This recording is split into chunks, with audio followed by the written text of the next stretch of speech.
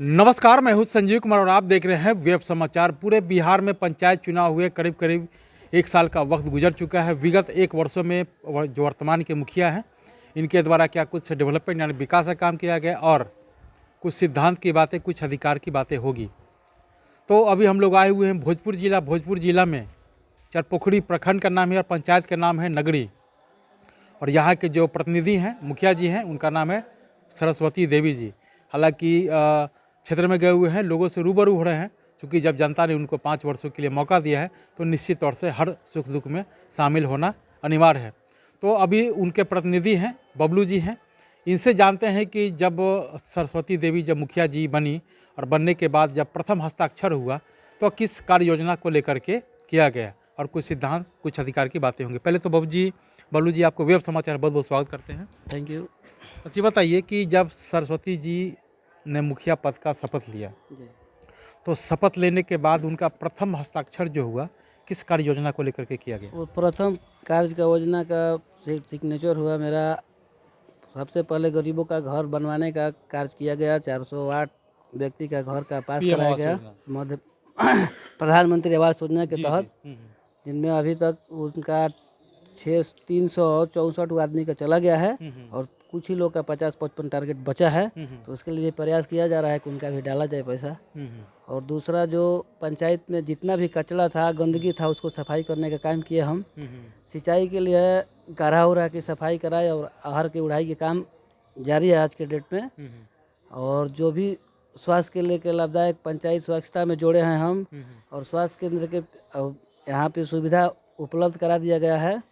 इतना कार्य अभी हो रहा है और नली गली का काम चल रहा है अभी। अच्छा, 15वीं से क्या कुछ कार्य चल रहा है? 15वीं से 2 नली बनवाए और 1 गली पर काम चल रहा है। मुस्टोली महादली टोला में पूरी घर तक, एकदम उनके घर तक सोलिंग का काम चल रहा है। अब तो पीसीसी सरकार ने बंद कर दिया है, तो इसलिए फेवरेबल होगा काम चल रहा है। और नेक्स्ट अभी 2-3 गो नली भी बन रहा है। धनौती में बन रहा है, नगरी में बन रहा है, नगरा में भी बन रहा है, सारापुर में भी काम चल रहा है। सिस्टम से क्या हो रहा है? 15वीं सिस्टम से जो भी व्यक्ति का निजी, जो घर के पास बहुत सारा कचरा था, हम जीते थे तो फर्स्ट टाइम उनको अपना प्राथमिकता भी दिए थे कि यहाँ हम काम कर देंगे, आप लोगों का चलने का सुचारू काम हो जाएगा। तो गली में इतना पाकी लगता था, आज के डेट में बिल्कुल एकदम सोलिंग पे वो लोग जा रहे आ रहे हैं, ताकि ये कष्ट किए हैं उनका दूर किए हैं हम। दूर किए हैं जी। अच्छा बताइए कि बिहार के मुख्यमंत्री नीतीश कुमार बोलते हैं कि हर पंचायत में एक सरकार भवन होना चाहिए, क्या बन गया? जी नहीं, अभी सरकार भवन नहीं बना है। पंचायत भवन अवेलेबल है। सरकार भवन के लिए कार्य जमीन ढूंढा जा रहा है। अभी सरकार भवन नहीं है। जी। अच्छा बताइए कि पूरे भारत का संविधान एक है, जनता के चुने हुए प्रतिनिधि आपके मुखिया जी भी हैं और MP MLA भी हैं। तो MP MLA को हर तरह का सुख सुविधा दिया जाता है, चाहे वो महंगाई भत्ता हो, यात्रा भत्ता हो या पेंशन हो। तो क्या मुखिया जी को नहीं मिलना चाहिए? एकदम मिलना चाहिए। मुखिया जी लोग तो सबसे कठिन परिस्थिति में रहते हैं। एक्चुअली ये होता है कि मुखिया, वो लोग विधायक, MLA असेंबली में रहते हैं, उन लोगों का सुविधा हर चीज़ ठीक है, लेकिन हम लोग हर समय जनता के साथ में जुड़े रहते हैं। गलत सही क्या काम करना है वो सामने दिखता है और जनता के साथ में रहना चाहिए। ये सुविधा हम लोग एकदम निश्चित रूप से मिलना चाहिए। अब सरकार इस पे कब जागरूकता होती है? क्या इसको लेकर के कभी मुखिया संघ के द्वारा या प्रखंड स्तर पे या जिला स्तर पे कभी चर्चा परिचर्चा नहीं होती है? हम लोग आपस पे चर्चा होता है, लेकिन कभी नीतीश कुमार के पास गए नहीं हैं हम लोग। तो जाना चाहिए कि नहीं जाना चाहिए? जाना चाहिए, एकदम जाना चाहिए। अधिकार की बात है, समान की समान हम लोग की पंचायत में लेवल जनता के साथ में जुड़ाव सबसे ज़्यादा प्रतिनिधि मुखिया समिति का होता है, वार्ड सदस्य का होता है। लेकिन हम लोग का ही ज़्यादा कष्ट है, कुछ नहीं मिलता, मरता ही भरता। उससे ज़्यादा तो पेट्रोल आदमी चाय पी जाता है बाजार। यहाँ से 10 किलोमीटर चटपोखरी ब्लॉक पड़ता है, आने जाना रोज होता है। तो क्या मिलता है भरता? 2500 रुपये का भरता से कुछ होता है क्या? कुछ नहीं होता है। लेकिन क्या कीजिए, काम करना पड़ता है। पूर्व पंचायती राज मंत्री ने कहा था कि सारे मुखिया को लाइसेंस दिया जाएगा आत्म सुरक्षा को लेकर के, तो क्या आपने आवेदन किया? आवेदन किया है, लेकिन अभी तो कुछ इस पर सुनवाई नहीं है। सुनवाई नहीं है? जी नहीं। बातचीत की ऊपर? बातचीत हुआ है, एक अध्यक्ष साहब को, खाली पप्पू साहब को एक मिला है, बाकी और किसी मुखिया किसी का नहीं। अभी उनका भी नहीं अवेलेबल हुआ है अभी तक। साल भर हो गया, लेकिन नहीं हुआ अभी भी। लेकिन सेंक्शन हो गया? सेंक्शन हो गया, लेकिन कोई मिला ना मिला, एक प्रूफ नहीं है अभी। प्रूफ नहीं है जी। अच्छा बताइए कि आगे 4 वर्षों के लिए क्या कुछ सोचे हुए हैं? चूँकि जनता ने आपको 5 वर्षों के लिए चुना है, 1 साल तो आप काम किए, गरीब गुरुओं के लिए प्रधानमंत्री आवास योजना का जो बताए थे कि जो पूर्व में बना हुआ था, तो इस पंचायत को स्मार्ट पंचायत के रूप में कैसे डेवलप करें, क्या कुछ सोच रखे हैं?